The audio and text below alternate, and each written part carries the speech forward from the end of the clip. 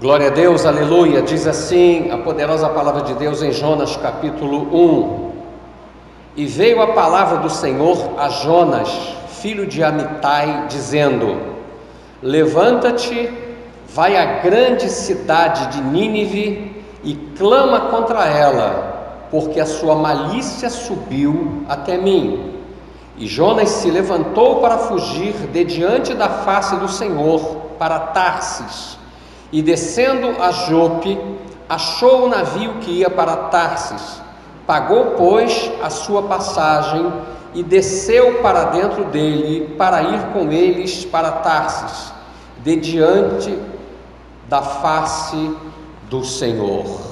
Amém? Nós queremos falar nesta noite a respeito da síndrome de Jonas. Jonas é um livro interessante, diferente.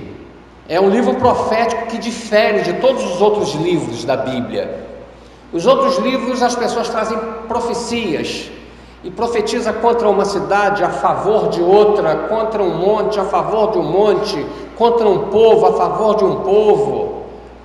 Profetiza a respeito das coisas num futuro distante, de um futuro um pouquinho mais perto.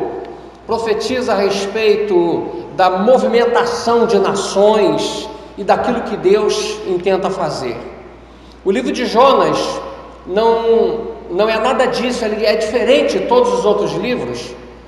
E é evidente que Jonas deve ter profetizado alguma coisa que não está registrado. A palavra Jonas significa pombo, e a Bíblia diz, como nós lemos, que ele é filho de Amitai, e Amitai significa verdade, o que pode transparecer que Jonas veio de uma família de gente crente, de gente verdadeira. E há muita gente que, a despeito de vir de uma família verdadeira, como no caso, por exemplo, desse rapaz de quem eu falei agora, desse testemunho, às vezes o diabo age, ou as pessoas por si mesmo agem. O livro de Jonas, e esse profeta é diferente, que ele começa brigando com Deus. Ele começa não querendo aceitar a vontade de Deus. Ele começa numa briga com Deus. Você não vê nenhum profeta fazer isso. Como é que ele termina? Ele termina brigando com Deus. Ele termina reclamando com Deus. Diferente, Jonas é diferente. Ele começa com uma pirraça. O livro de Jonas começa com uma pirraça, porque ele começa a não querer fazer aquilo que Deus quer. E como é que ele termina? Com outra pirraça. É diferente. Jonas é um livro que passa todo o tempo achando que Deus está errado, que ele que está certo, que aquilo que Deus está mandando não é certo. Existe uma síndrome no meio do povo de Deus, de uma forma geral, assim. Ele, no final das contas, ele obedece na marra. Ele tem que fazer aquilo na marra, e faz isso amuado. Faz porque Deus tem a sua vontade, e ele mostra aqui que ele é soberano, amém? Ele prega com a boca, mas o coração deseja outra coisa. Ele prega com a boca, ele vai lá e entrega a mensagem, mas lá dentro do coração dele, ele não era aquilo que ele queria que acontecesse. O coração dele tinha outra inclinação. Ele pregava a vontade de Deus, mas ele queria que a sua vontade fosse feita. Olha que homem estranho esse Jonas. 4 capítulos de uma história que nós olhamos assim, meio absurda. A expectativa que Jonas tinha com relação a Nínive era destruição. Ele foi lá e disse: Nínive, ou vocês se consertam, ou a cidade vai ser destruída. Se vocês se consertarem, vai estar tudo bem. Mas o que ele desejava é que a cidade fosse destruída. Ele tinha raiva daquela gente, ele tinha raiva daquele povo, tinha raiva daquela cidade. Ele estava tão revoltado com Deus, tão revoltado com os projetos de Deus, com os desejos de Deus, com os desígnios de Deus, que ele quis morrer. Ele falou: eu quero morrer, eu não quero mais viver. E no final de tudo, quando ele acaba indo lá na marra, e que ele profetiza a respeito daquela cidade, que ele então sai e se assenta para ver o que vai acontecer lá dentro do coração, torcendo para a cidade ser destruída.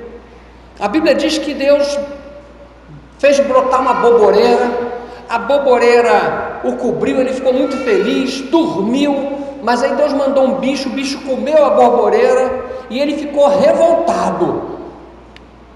E Deus perguntou: mas é justo esse teu enfado? A resposta dele é. Olha, o soberano perguntando: é justo isso? Ele falou: é justo que eu esteja enfadado porque o bicho comeu essa boboreira. Ele tinha um desejo próprio, uma justiça própria, e quis morrer. 2 vezes ele diz isso. Ele fica feliz com o infortúnio dos outros, ele quer que aquele povo seja destruído. E isso às vezes aponta para muita gente dentro da obra de Deus que tem síndrome de Jonas. E a síndrome de Jonas, trazendo para o dia de hoje, é o seguinte: é do meu jeito, eu quero andar do meu jeito, é da minha forma, eu quero fazer da minha forma, eu sirvo a Deus do meu jeito. A gente ouve direto isso por aí: eu sirvo a Deus do meu jeito. Eu não gosto desse culto, eu gosto do outro, porque o problema não é que ele está servindo a Deus, que ele está louvando a Deus, que ele está adorando a Deus. Ele quer que alguma coisa faça bem a sua alma, então ele não gosta daquele culto, ele gosta do outro. Ou então eu vou à igreja quando eu quero, quando eu não quero eu não vou, eu fico na minha casa, eu chego a hora que quero. E é interessante que a natureza é um objeto de manipulação de Deus. Deus manipula a natureza. Quando Deus quer falar com o povo, Ele usa a natureza, Ele movimenta tudo que há na natureza que Ele criou, e Ele dá ordem à natureza, e a natureza obedece.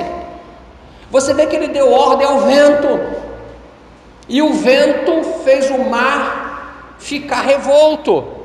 Quando Ele deu ordem ao vento, o vento obedeceu. Quando Ele deu ordem ao mar, o mar obedeceu. Jogaram Jonas dentro do mar, e Ele deu ordem ao peixe, o peixe obedeceu, foi lá e engoliu Jonas. Depois Ele deu a ordem para o peixe vomitar Jonas, o peixe foi lá e vomitou Jonas.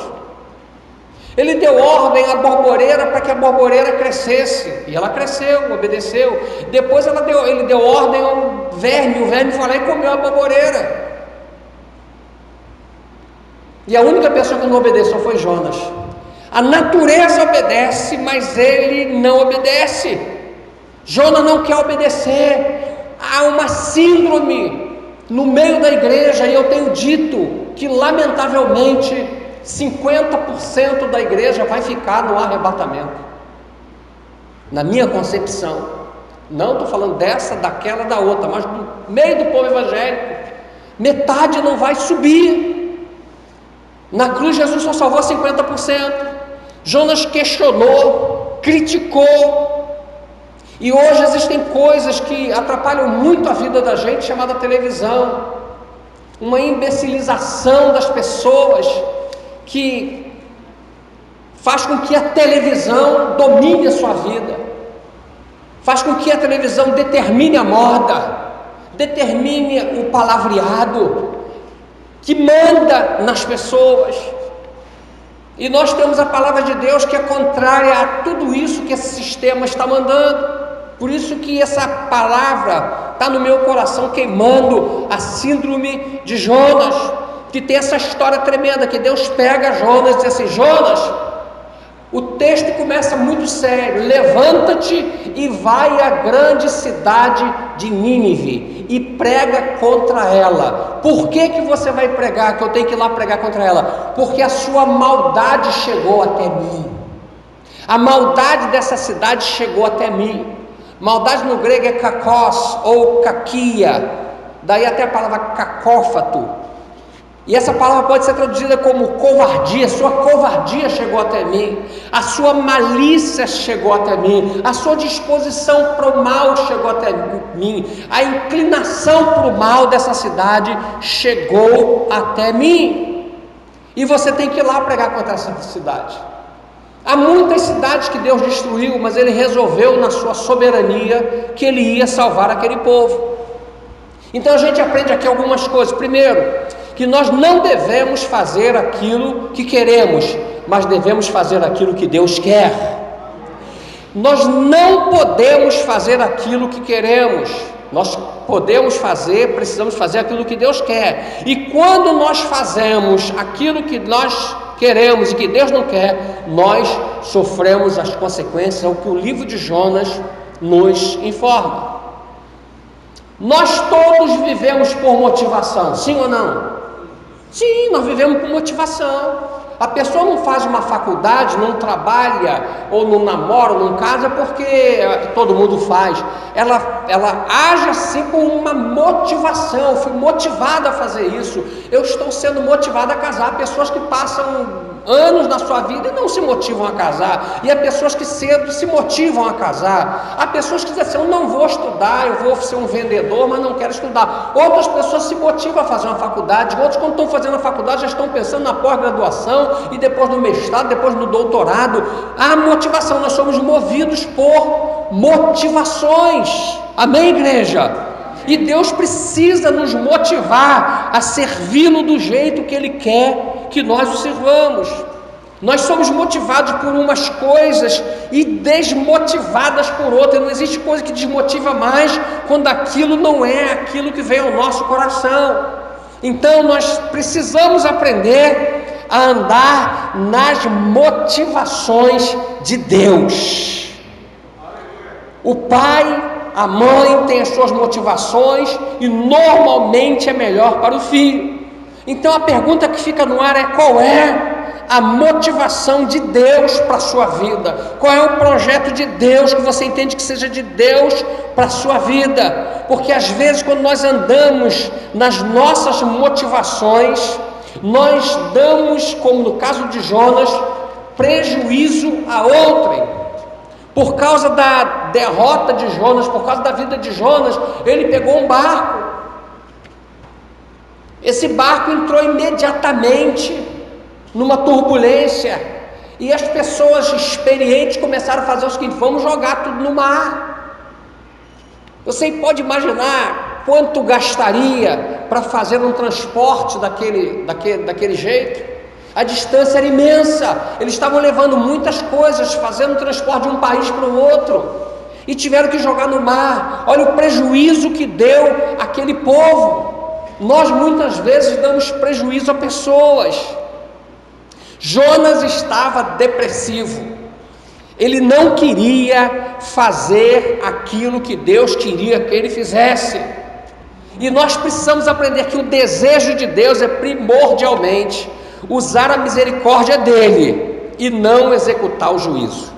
Antes de Deus executar o juízo sobre alguém, sobre uma família, sobre uma igreja, sobre uma nação, sobre um estado, Ele sempre vai oferecer misericórdia. Deus nunca chega e taca o pau, Ele sempre oferece a misericórdia. Nínive está a 800 quilômetros, você acha perto ou longe? Ele disse assim: levanta-te, vai até Nínive e clama contra ela. De onde Jonas estava até Nínive dá 2 vezes daqui a São Paulo, de navio. Vai lá àquela cidade, aquela grande cidade, e clama contra ela.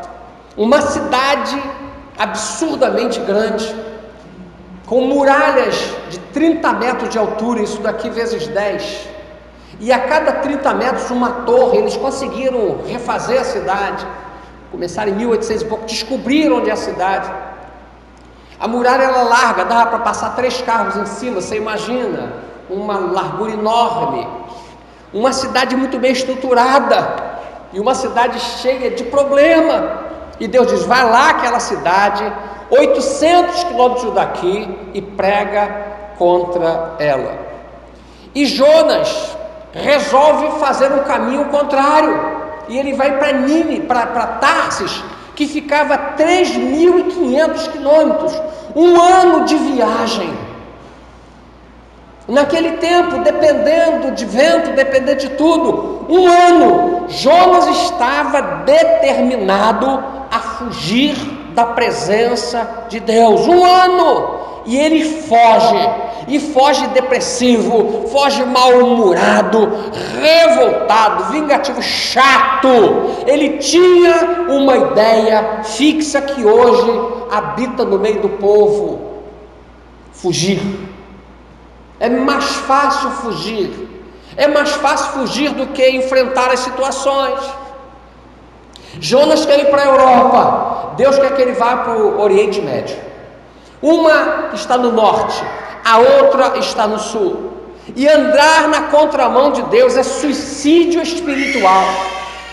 Suicídio espiritual. Porque Deus não é obrigado a andar nos nossos caminhos. Nós é que temos que andar no caminho de Deus, custe o que custar. Por isso que a Bíblia diz que Jesus disse que Ele é o caminho, a verdade e a vida. Amém? Deus é Deus, sempre foi Deus e sempre será Deus. Deus levanta e diz assim: Jonas, levanta-te e vai a Nínive. Eu não sei o que eu faria, o que você faria se nós tivéssemos essa conjuntura e Deus desse uma ordem, em princípio absurda, e um motivo também absurdo. Jonas é hebreu, aquele povo é gentio. Jonas serve ao Deus dos céus, ele serve a outros deuses. Jonas tem a lei como base de tudo. Ele está na sua casa, ele está na sua terra. Ele tem que profetizar para Israel. Ele é profeta de Israel, ele é profeta do norte de Israel. Ele não tem nada a ver com aquilo lá. Queridos, há coisas que Deus pede a gente que nós não conseguimos entender. Aliás, eu estou na cidade de São Gonçalo, quando minha vontade era ir para Niterói, mas Deus me disse: é lá para São Gonçalo. Às vezes nós precisamos fazer algumas coisas que não são da nossa vontade. Essa ordem é, em princípio, humanamente falando, absurdo, o motivo absurdo. Essa cidade, você imagina uma muralha de 30 metros de altura, de 12,5 km de extensão. Você imagina uma ponte Rio-Niterói, a extensão da ponte Rio-Niterói em quadrado. Cabiam naquela cidade cerca de 600 mil pessoas, 120 mil homens e o restante de mulheres e crianças, 120 mil. E aí Deus diz para Jonas: Jonas, vai àquela cidade. Essa era uma cidade que, quando eles pegavam pessoas, você sabe que naquele tempo as pessoas eram movidas a guerras. Eles iam num determinado lugar, destruir aquela cidade e trazia todo o ouro, toda a prata, tudo que o povo tinha e levava para a cidade deles. E eles, normalmente, quando havia uma guerra entre povos, eles iam matar as pessoas que eles queriam e acabavam. Mas os assírios eram diferentes. Eles faziam algumas coisas que nos revoltam hoje. Primeiro, eles furavam os olhos das pessoas. Quando ele pegava, em vez de ele matar, eles torturavam, eles brincavam com a dor, eles furavam os olhos das pessoas. Uma outra coisa que eles faziam, eles cortavam as orelhas. Pegava as pessoas, em vez de botar para trabalhar, ou então de matar, como todos os povos faziam, ele furava as orelhas. Uma outra coisa que eles faziam, ele cortava as mãos das pessoas. Cortava a mão das pessoas. Jonas não queria essa cidade. A gente até consegue entender a Deus. Deus quer salvar essa gente. Ele cortava as mãos. Sabe o que eles faziam? Cortava às vezes os pés e obrigava as pessoas a andar no cotoco. Botava a pessoa em pé para a pessoa andar no cotoco. O negócio era absolutamente sério. Às vezes serravam as pessoas ao meio. Eles eram tão ruins que serravam as pessoas ao meio. Às vezes arrancavam o couro cabeludo das pessoas. O que eles faziam eram coisas verdadeiramente absurdas. Imagina serrar uma pessoa ao meio. Sabe o que eles também faziam?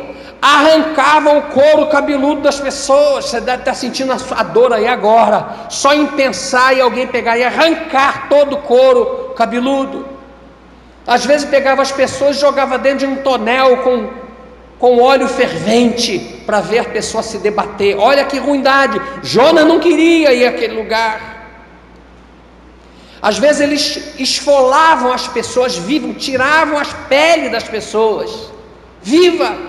A pessoa ficava absolutamente sem pele. Sabe o que eles faziam também? Eles empalavam as pessoas. Sabe o que é empalar? Era uma haste, e eles sentavam as pessoas ali pelo ânus, e obrigava a pessoa a ficar, deixava ela ficar. Você imagina a dor, e tudo isso fazendo com alegria. Segundo eles, eram os deuses que mandavam fazer isso. Às vezes esse empalamento ia até o intestino das pessoas e furavam, e Jonas não queria ir lá. Ele não queria pregar para essa gente. Eles faziam pirâmide de crânios. Eles não tinham compaixão de ninguém. Os métodos eram os piores, os mais cruéis de tortura de toda a história que se conhece. E os reis gabavam-se pela sua crueldade. E tudo isso em nome dos deuses. Você deve estar ficando com raiva aí. Você deve estar dizendo: meu Deus, Jonas está certo. Jonas não tem que pregar para esse povo não. Bandido bom, bandido morto. É uma coisa que revolta a gente. Esse foi o pior império que já se conheceu até hoje. E além disso tudo, eles eram feiticeiros, malvados e agorentos. Faziam agouros, eram pessoas que lidavam com demônios da pior espécie. A Bíblia nos profetas chama a Síria de a cidade soberba, a cidade sanguinária, a cidade dos ladrões, a cidade da tortura. E muitas vezes, quando vinha notícia, quando tocava a trombeta dizendo: olha, os ninivitas vêm aí, os assírios vêm aí, havia, como vocês já ouviram daqui, um suicídio coletivo. Todo mundo se matava, porque era melhor morrer logo do que sofrer na mão deles. Jonas quer que a Síria morra, e Deus quer dar uma oportunidade. Apesar de tudo, a despeito de tudo, Deus quer dar uma oportunidade. E Jonas, para fugir, investe na sua fuga. Ele investe, ele paga uma passagem. Querido, se nós formos hoje ver o preço de uma passagem daqui a 3.500 quilômetros de navio, é muito caro. Ele investe nessa fuga. Hoje nós vemos pessoas investirem em tudo, em muitas coisas, em futebol, por exemplo. Às vezes não investe tanto em Deus, mas às vezes tem um jogo em tal lugar e a pessoa vai para lá. Às vezes durante a semana, um lugar perigoso, um lugar de xingamentos, um lugar de acusação, um lugar de briga, estaciona o carro lá e vem o guardador e você diz assim: escuta, pode botar? Fica tranquilo, tá tudo bem. E quando volta, às vezes o carro não está lá porque colocou num lugar que não pode, e eles então rebocam. E a pessoa infantilmente acredita, e quando vai procurar o guardador, ele desapareceu. Lá ele tem que comer, lá ele vai gastar dinheiro, ele gasta combustível, mas não investe às vezes em Deus. Às vezes investe em churrasco, investe em aniversários, nada contra, mas às vezes não tem a mesma conotação quando as coisas são de Deus. Amém, igreja? Amém. Jonas desce e desce para a cidade, desce para o navio e desce para o porão de navio. Quanto custou esse ticket? Será que Deus não falou com Jonas? Será que Deus não disse: Jonas, você está fugindo? Jonas, não vá. Com certeza Deus falou com Jonas. Quando ele chegou àquela situação de um navio quase ir a pique, Deus já tinha falado: mas saiba de uma coisa, o depressivo não ouve ninguém. O depressivo não ouve. Jonas estava depressivo, ele não estava para ouvir ninguém, ele não queria ouvir ninguém, ele tinha uma ideia fixa: eu quero fugir daquilo que Deus preparou para mim. A Bíblia diz que ele comprou a passagem, deitou e dormiu, e deu prejuízo ao navio. Querido, às vezes o sofrimento que a gente tem diminui a oração. Há pessoas que quando entram em sofrimento aumentam a oração, não é verdade? Estou passando uma luta, eu vou orar mais do que orava. Eu estou passando uma luta, agora mesmo que eu vou orar, agora que eu vou jejuar. Mas há pessoas que diminuem a oração, começam a achar que Deus não é a favor dele, esquecem de que a Bíblia diz que se Deus é por nós, quem será contra nós? Esquece de que o Senhor é o nosso pastor e nada nos faltará. Esquece que há promessas que nunca te deixarei, jamais te abandonarei. Não oram. E essa é a hora de orar. É a hora para dizer: Senhor, eu preciso ser fortalecido na oração. O sofrimento também diminui a ação. A pessoa fica para baixo, ela não quer saber de nada. Jonas estava triste. A palavra triste no grego é lipé, vem do verbo lipel, significa afligir, atormentar, inquietar. Ele estava completamente inquietado, porque o sofrimento também potencializa a fuga. A pessoa, quando quer fugir, ela arruma dezenas de desculpas. Um dia nós vamos comparecer diante de Deus. Você tem medo desse dia? Eu morro de medo desse dia. Você tem medo de saber que um dia Deus vai te chamar e vai te pedir contas? Vai chamar você e vai dizer assim: olha, me presta conta do que você fez. Eu dei a você uma vida. Ninguém pode dar vida. Por isso que ele é chamado de o Criador. Deus cria, o homem inventa e o diabo só copia. Quem dá tudo é Deus. Ele disse: eu te dei uma vida. Ninguém nessa terra foi criado sem propósito. Ele vai dizer: eu tive um propósito com você. O que você fez com a vida que eu te dei? A gente precisa alfabetizar, querida, a nossa boca com palavras de vitória, alfabetizar a nossa boca com palavras de fé, alfabetizar a nossa vida com palavras positivas, fazer declarações, porque essas declarações não é que mandam em Deus, é que Deus gosta dessas palavras positivas, porque Deus é um Deus positivo. Negativo é o capeta, negativo é o diabo, mas Deus é um Deus positivo, e Deus é um Deus de fé. Ele disse: haja luz e houve luz, haja separação e houve separação. Ele é um Deus de fé, amém? Deus tem promessa para você, e as promessas de Deus não têm prazo de validade. A promessa que Deus tem para você, segura que Ele vai trazer. Se Ele prometeu, Ele vai cumprir, porque Ele é fiel. Nós, quando olhamos para algumas situações, nós enxergamos problemas, mas do ponto de vista de Deus, nós não temos problemas, nós temos desafio, porque Ele está conosco. O que a gente vê como problema, Ele vê como desafio. Ele quer nos desafiar. A vida é assim, amém? Alô, ei, profeta de Deus, tem profeta nesse lugar? Profeta não vai aonde quer, não vai aonde quer. Quando vai aonde quer, está dando uma de Jonas. Profeta não fica onde quer, quando fica, está dando uma de Jonas. Profeta não come o que quer. O povo do deserto queria carne, mas Deus diz: olha, a comida de profeta não é carne, a comida de profeta é maná. Eu quero carne, mas vai ter maná. Eu quero carne, é maná. E são só 40 anos comendo maná. Comida de profeta é maná. Profeta não faz o que quer. Se é profeta, não faz o que quer. Se não é profeta, faz o que quer. Mas se é profeta, diz: eu não posso fazer o que quer. Se eu fizer o que eu quero, eu vou fazer achando que aquilo é Deus que está querendo. O profeta procura buscar a voz de Deus, porque ele ouve a Deus, ele empresta ouvido a Deus e a boca ao povo. Profeta é porta-voz dos desejos de Deus. Você sabia que Deus tem desejos? A Bíblia diz que Deus não quer que ninguém se perca, antes que todos venham ao arrependimento. E nós precisamos entender de uma forma definitiva.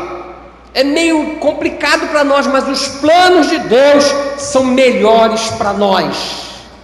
Os nossos planos são melhores à nossa vista, ao nosso raciocínio, mas os planos de Deus são sempre os melhores. Nós não vamos entender agora, mas uma hora nós vamos entender. Amém, igreja? A desobediência na vida de Jonas tem sido objeto de comparação, porque a desobediência causa tempestade, a desobediência causa prejuízo. A gente vê isso acontecer hoje em dia. Jonas fugiu da cidade, fugiu para Tarsis, fugiu para o navio, fugiu para o porão, mas Jonas não conseguiu fugir de Deus. Deus não se deixa, não permite que alguém fuja dele. A Bíblia diz: se eu fizer a minha cama lá em cima, o Senhor está aí. Se eu subir ao céu, o Senhor está aí. Se eu fizer a minha cama lá embaixo no Sheol, lá no inferno, o Senhor também está ali. Se eu me esconder nas trevas, as trevas e a luz são para ti a mesma coisa. Para onde me irei do teu espírito? Para onde fugirei da tua face? Nós não conseguimos fugir. E a pessoa, quando está depressiva, ela começa a ter imaginações e achar que é possível fugir. Jonas, com o espírito irritadiço, nacionalista, porque aquele povo muitas vezes atacou Israel, e se não houvesse a interferência de Deus, eles tinham destruído o povo de Deus. Ele estava com o espírito vingativo, arredio, depressivo, crítico. Mas apesar de tudo isso, eu quero dizer uma coisa para você: ele era profeta. Às vezes você pode dizer assim, mas eu sou também tudo isso. Mas Deus te quer como boca profética. Eu tenho problemas, às vezes até de relacionamento, mas Deus te quer como profeta. Eu tenho alguma coisa que não bate bem, tem hora que nem eu me aguento, mas Deus está te chamando hoje como profeta. Amém, igreja? Os métodos de Deus são sempre certos. Os métodos de Deus são sempre os melhores. Jonas está num navio e de repente vem a tempestade e o barco começa, afunda, não afunda, afunda, não afunda, e aquela correria no navio, pessoas experientes. Jonas desce, o depressivo é assim, fuga, dorme o dia inteiro. O barco batendo para lá e para cá, aquele navio batendo, aquela coisa terrível. E Jonas desce. Os homens começam a dizer, tem alguma coisa errada. Eles perceberam que o negócio era espiritual. O depressivo, espiritual profeta não percebe. Eles estão ali dizendo, tem alguma coisa errada. Não é tempo de tempestade, não havia nenhuma demonstração da natureza, e de repente esse negócio veio, tem alguma coisa espiritual. E eles começaram a clamar os deuses dele. Querido, às vezes o ímpio é mais crente do que o profeta fora da posição de Deus. Começaram a clamar aos deuses, e quando eles viram que não dava jeito, eles disseram, tem alguma coisa errada nesse barco. Eles tiveram uma percepção espiritual que o profeta depressivo não teve. O capitão desce, comandante diz, ô dormente, o que você está fazendo aí? Você está dormindo? Clama aí o teu Deus. Quem é você? De onde você vem? Para onde você vai? Qual é a tua? Ele falou, olha, eu sou hebreu, eu sirvo ao Deus dos céus. Jogaram sorte e caiu sobre ele. E o negócio era tão espiritual que perguntaram a ele, está bem, pergunta aí ao teu Deus o que a gente tem que fazer, porque nós já perguntamos aos nossos deuses todos, não houve resposta. Pergunta aí o que nós temos que fazer para parar isso, querido. Eles já tinham sacado que o negócio era espiritual, que havia algo sobrenatural. E Jonas tem uma resposta absurda: me joga no mar que vai cessar tudo. Jonas era um profeta que desobedecia conscientemente. Eu vou chegar ao céu, eu vou ter um papo reto com Jonas, lá no canto. Vem cá, Jonas, vamos bater um papo aqui, me conta alguma coisa, me joga no mar. Querido, numa situação dessa, com o mar revolto, alguém vai jogar o outro no mar? Para quê? Para morrer. Jonas preferiu morrer a fazer a vontade de Deus.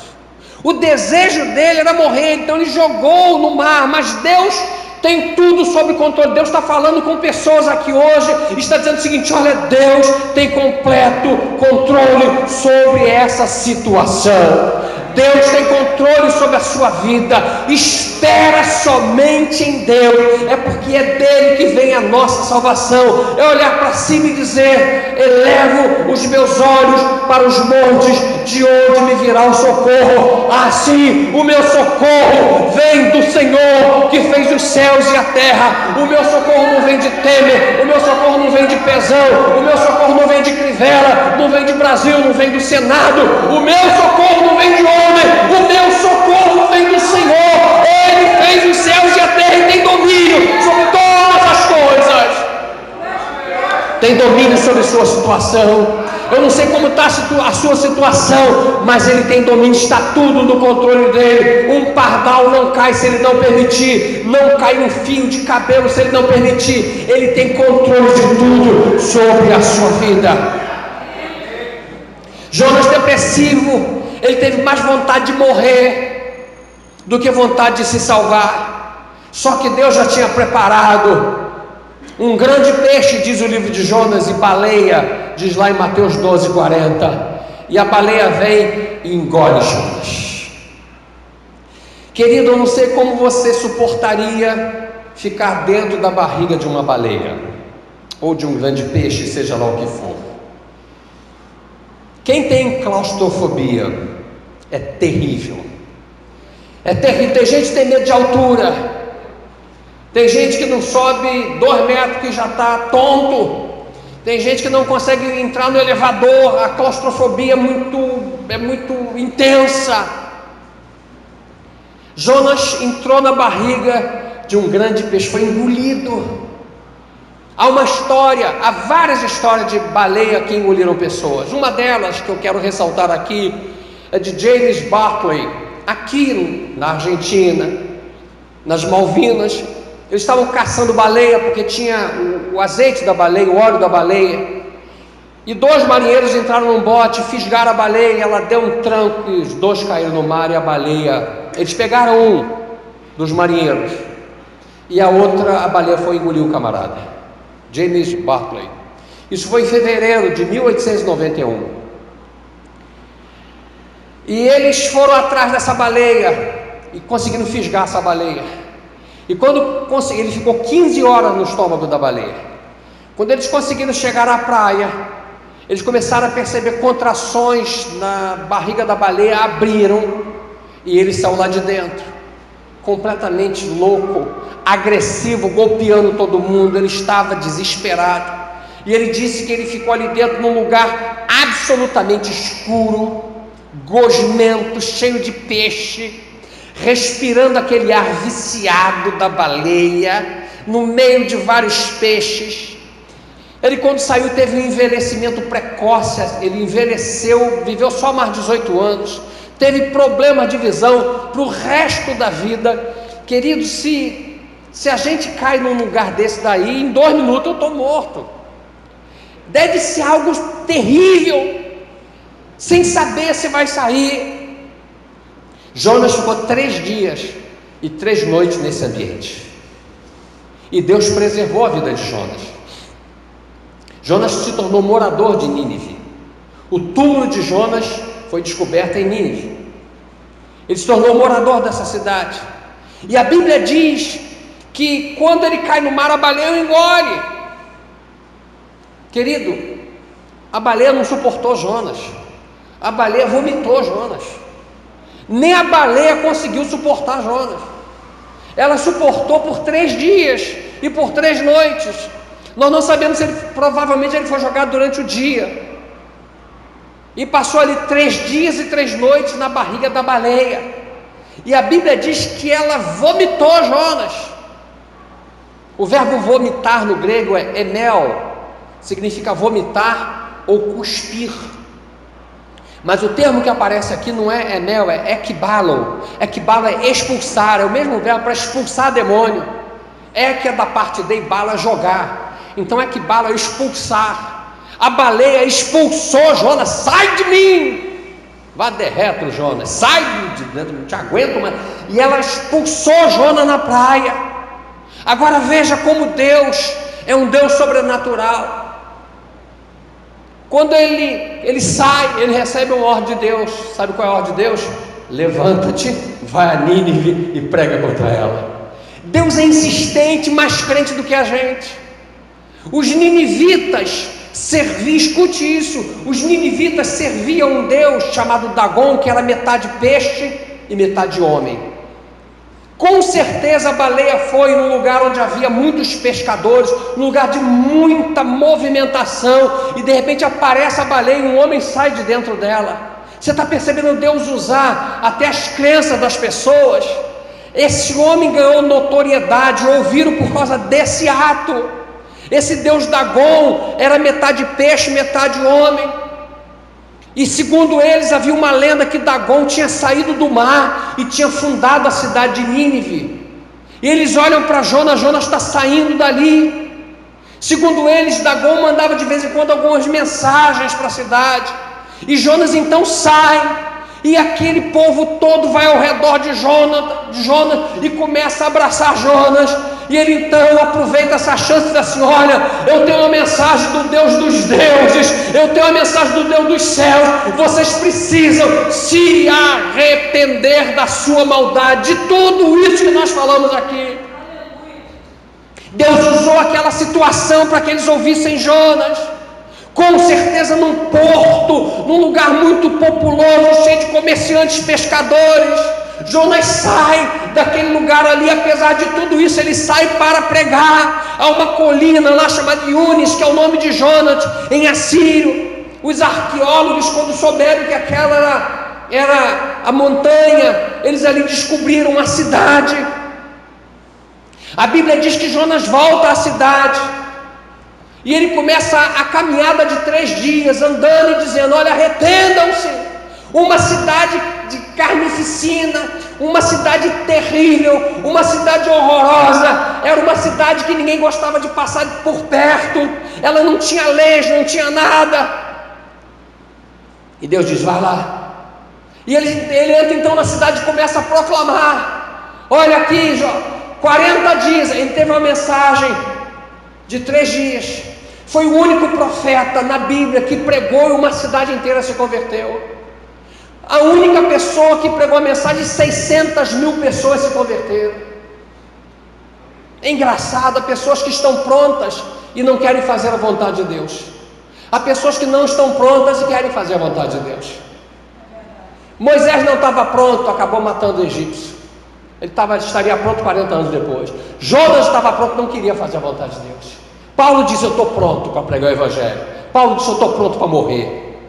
Deus precisa de pessoas que dizem assim: eu estou pronto, Senhor, me usa, Senhor. Ele entra na cidade e ele começa a proclamar, e fica claro pelo texto que quando ele começou a proclamar, aquela mensagem começou a influenciar as pessoas comuns começaram a aceitar aquilo, a dizer a verdade: nós somos muito maus mesmos,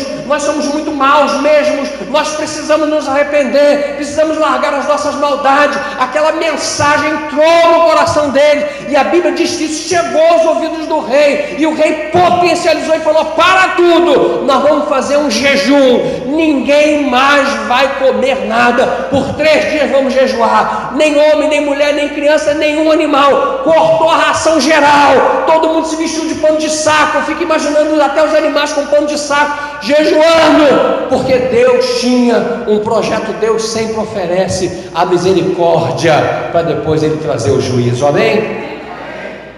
Deus tem chamado hoje, nós estamos vivendo, queridos, situações terríveis nesse país.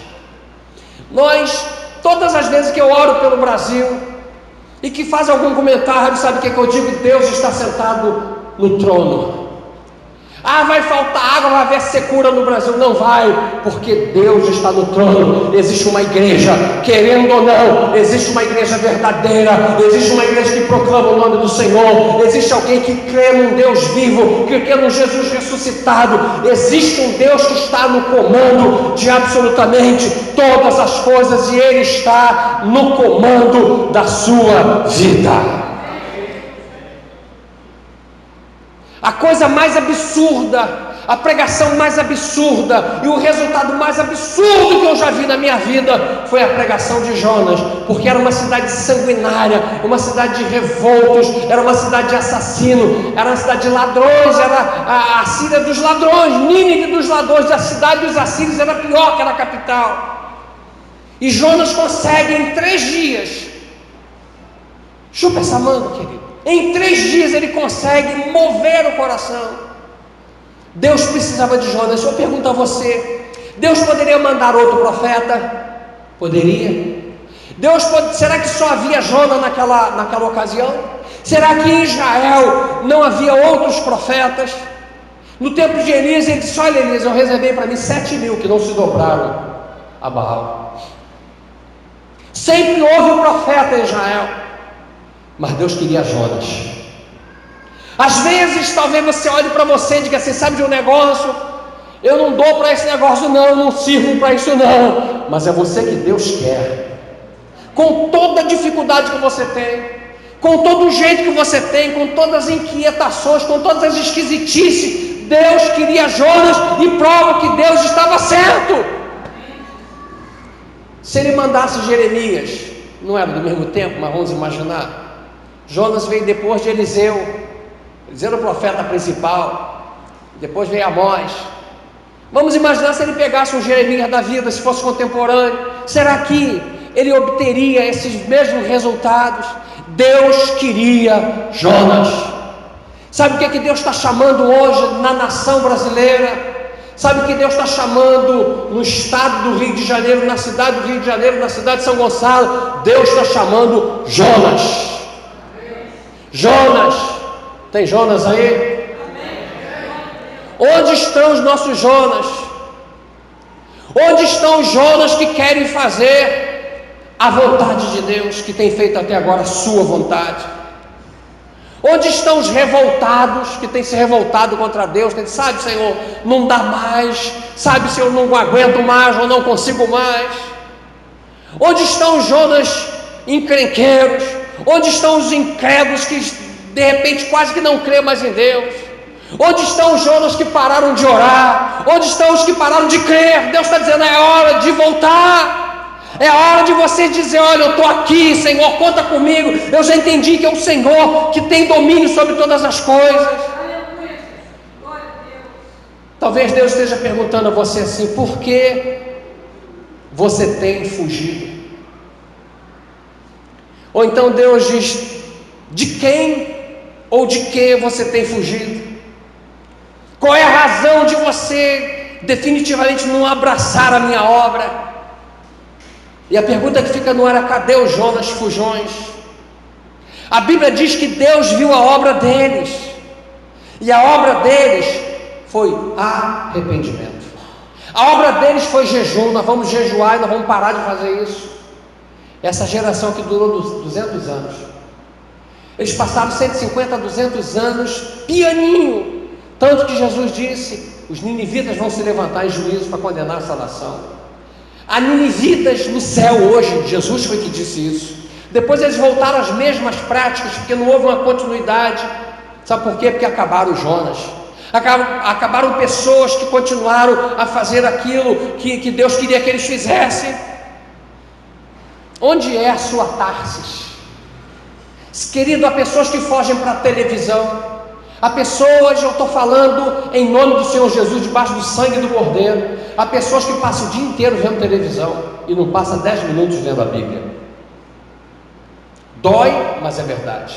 Se ligar a televisão, vê o dia inteiro, e quando não está vendo, está ligado, porque dá a impressão que tem alguém mais em casa. A televisão consome o tempo inteiro da pessoa, mas ela não passa às vezes 10 minutos lendo a Bíblia, quanto mais orando, porque orar é difícil. Orar não é fácil, mas é prazeroso. É prazeroso quando você começa a orar e você começa a entender que Deus está ali. Você começa a entender que o Deus do universo está ali. É complicado orar, sabe por quê? Porque o assunto acaba rapidinho, porque a intimidade tira ou coloca muito assunto. Se eu tenho intimidade com a pessoa, eu sento com ela, converso o dia inteiro. Se eu não tenho 5 minutos, eu não tenho mais conversa. E por que não se consegue orar meia hora? Porque se não consegue orar 20 minutos, porque nós não temos praticado essa intimidade de se ajoelhar e falar com Deus e dizer tudo aquilo que Ele é, tudo aquilo que Ele deu, ser grato a Ele, começar a glorificar a Ele, e quando faltar assunto começar a glorificar, e quando faltar assunto começar a falar em línguas, e quando faltar assunto começar a levantar a sua voz e dizer, Senhor, agora o que o Senhor quer que eu ore? O que o Senhor quer que eu fale? Teve um dia desse que eu acabei de orar de madrugada e perdi a hora, perdi o sono, na verdade. Deitei e falei, não tomei café, que acaba com o meu sono. Não tomei café, e o sono não vinha. Deu 4 horas, deu 5 horas, e eu comecei a perceber as pessoas descendo para ir trabalhar. Aí eu comecei a orar pelas pessoas. Pelos passos eu sabia que era mulher, pelo passo eu sabia que era homem. Falei, Senhor, abençoa. Ainda está meio escuro, Senhor, abençoa essa pessoa que vai trabalhar agora. Protege de assalto, eles estão assaltando muito de madrugada, cedo, 6 horas estão assaltando por isso. Senhor, protege essa vida que está. Quem sabe aquela pessoa que eu não sei nem quem é, foi livre naquele dia por causa de uma oração. Senhor, toma minha rua nas mãos. Essa rua aqui te pertence. A rua onde você mora pertence a você. Deus colocou na sua mão. Aquele terreno pertence a você. Lá no seu trabalho você vai brilhar lá. Você vai ser Jonas no seu trabalho. Você vai ser Jonas na sua rua. Querido, Deus só usa profeta quando a situação está ruim. Todas as vezes em Israel que a situação estava boa, o profeta não precisava ser chamado, porque ele é boca de Deus quando há uma situação complicada. Mas todas as vezes que a nação de Israel estava passando por alguma luta, ou porque ela tinha dado brecha, ou porque não tinha dado brecha, e vinha povo contra ela, quem Deus chamava era o profeta. Deus está chamando Jonas nesse lugar, e nós não podemos fugir para Tarsis. Onde tem sido a sua Tarsis, meu irmão? Não fuja, porque não dá para fugir de Deus. Onde está o seu navio de fuga? Há pessoas que não fogem para a televisão, mas resolvem andar. Eu vou andar. Eu não aguento mais a minha casa. Está fugindo de Deus, está fugindo dos problemas. Os problemas são feitos para que nós sejamos alavancados, amém? Que navio você tem procurado? Ele procurou um navio. Você imagina como Jonas investiu nessa viagem? Como ele investiu nessa viagem, querido, para fugir da face de Deus? Querido, quantas pessoas investem no mundo? Quantas pessoas, querido, estou falando assim com muito amor, às vezes por uma causa na igreja. Quem está ouvindo essa mensagem aqui, quem está ouvindo pela internet, uma causa, a pessoa não se envolve tanto, ela nunca tem dinheiro, ela nunca pode. É ou não é, igreja? É ou não é? Nunca pode, nunca tem. Mas quando precisa de alguma coisa, eu não sei de onde sai o dinheiro, mas sai. E Deus está vendo. Deus está olhando e está dizendo: bom, quando é para mim, para minha obra, tem sempre uma desculpa. Mas quando é para a sua própria obra, tem sempre uma solução. Que tempestade você está passando? Qual é a tempestade? Será que essa tempestade é fruto de algo que deu dos passos errados? É fruto de alguma coisa que não está caminhando como aquilo que Deus quer? Onde estão os Jonas que querem agora ir para Nínive? Onde estão os Jonas desse lugar que querem dizer assim: eu vou, agora é minha hora, realmente eu tenho fugido, mas a partir de hoje eu não quero mais fugir. Vamos ficar de pé, querido? Vamos ficar de pé em nome de Jesus. Vamos nos colocar diante daquele que chamou a Jonas e que hoje, por mais que você não entenda, ele está te chamando hoje. Deus está te chamando. Se você sabe esse louvor, eu queria que você cantasse. Cante esse louvor. Deus te chamou, querido. Deus está dizendo: cadê o Jonas para estar aqui na frente? Cadê o Jonas para dizerem sim? Cadê o Jonas? Onde estão os Jonas para dizer: eu estou afim, é comigo? Cadê o Jonas e a Jonas? É hora de você se prostrar diante de Deus. Há espaço aqui na frente.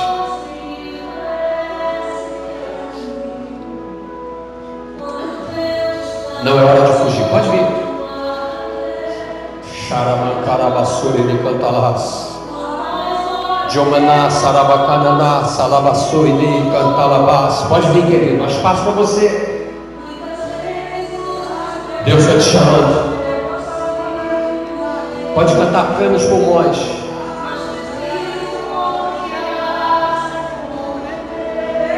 Cante com todos os pulmões.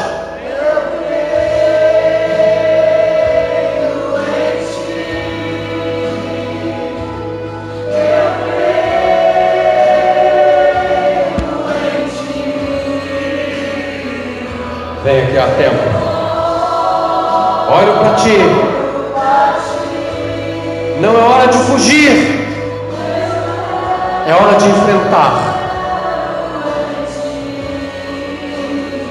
Ele está nesse lugar. Ele está aqui, querido.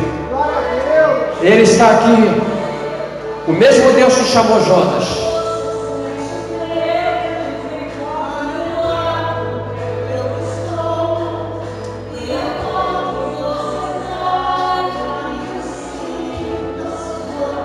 É Deus. É Deus. É Deus.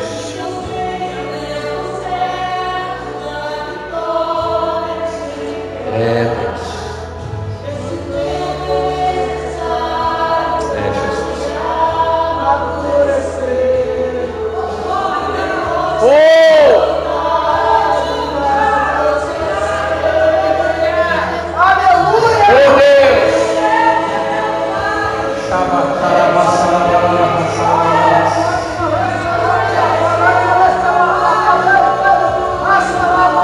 Ele cuida de você.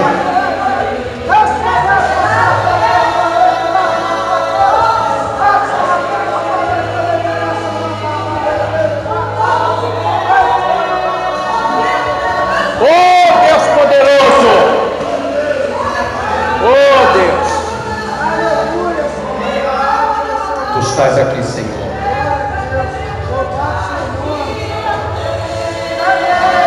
É bem melhor.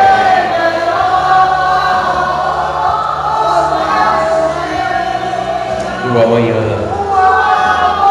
Oh, meu Deus! Aleluia!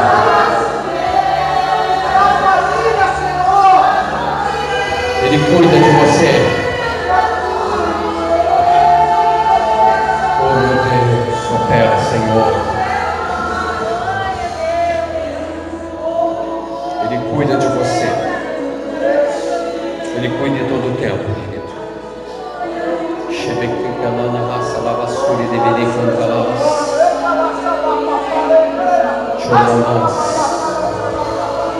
Coloca a mão no seu coração.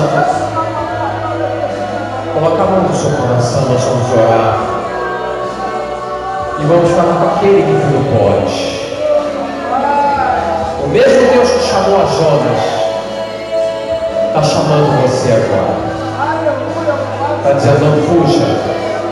Não é hora de fugir. Não é dia de fugir. Querido Deus amado Pai, Deus bendito, Deus eterno, querido Espírito Santo, nós estamos aqui na Tua presença.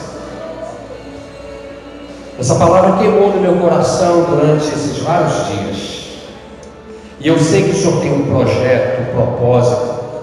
Nós sabemos que estamos numa guerra e que a trombeta está arriscada a soar a qualquer momento. Nós queremos muito que o Senhor volte. Nós oramos para que o Senhor volte. Nós queremos que o Senhor volte esse ano, Senhor, e venha arrebatar a Tua igreja. Nós não aguentamos mais ficar aqui. E a Tua palavra promete que o Senhor vem cedo. A Tua palavra diz: eis que cedo venho. Eis que cedo venho. Eu creio, Senhor, eu creio que nós estamos vivendo os dias da última igreja de Laodiceia, porque em todas as outras cartas o Senhor diz: eis que cedo venho, eis que cedo venho, eis que cedo venho, mas quando chega na última carta o Senhor diz: eis que estou à porta. O Senhor está à porta, Senhor. Oh, meu Deus, nós queremos largar tudo isso aqui para a pátria que o Senhor reservou para nós. Nós queremos ver a Tua face. Nós queremos ver o Teu rosto. Nós queremos Te adorar pelos séculos dos séculos, pelos séculos dos séculos, e dizer: Santo, Santo, Santo, Santo é o Senhor dos exércitos. Toda a terra está cheia da glória de Deus. Nós queremos ver a terra se enchendo do conhecimento da glória de Deus, como as águas cobrem o mar. Nós queremos abençoar o Teu povo que atendeu, os Jonas que vieram aqui, para, Senhor, virar uma página na sua vida e partir para a guerra, por entender que o Senhor está no comando. O Senhor se assenta sobre um alto e sublime trono, e quando o Senhor olha para a terra, o Senhor diz: toda a terra está cheia da minha glória. Nós oramos a Ti, Senhor, declarando a oração de Jabez, a oração que nós repetidamente fazemos a cada dia, a cada momento que oramos, a oração que diz: tomara que me abençoes, que me alargues as fronteiras, que seja comigo a Tua mão, que me preserves do mal, de modo que não nos sobrevenha aflição. Eu quero nas Tuas mãos entregar toda a nossa vida, entregar todo o nosso viver, entregar sobre os nossos passos, entregar tudo aquilo que nós vamos fazer e declarar, Senhor, que aquele que é poderoso para fazer tudo muito mais abundantemente, além daquilo que pedimos ou pensamos, segundo o poder que nós opera, esse seja a glória da igreja, por Jesus Cristo em todas as gerações, para todos sempre. Nós declaramos que ao sairmos daqui não haverá bala perdida, assalto, tentativa de assalto, colisão, queda, atropelamento, luxação, torção, nada vai te atingir. Declaramos que os anjos de Deus já desceram com armas espirituais, com veículos espirituais que nós não conhecemos, para te proteger andando no caminho até a sua casa, no seu carro. E quando você chegar à sua casa, ela estará protegida pelos anjos do Senhor. Eu declaro uma semana de vitória. Aonde você for, Ele estará contigo. Onde você colocar o teu pé, estará contigo também. Se você crê nisso, se você recebe isso, se expresse diante do Messias, em nome de Jesus. Deus te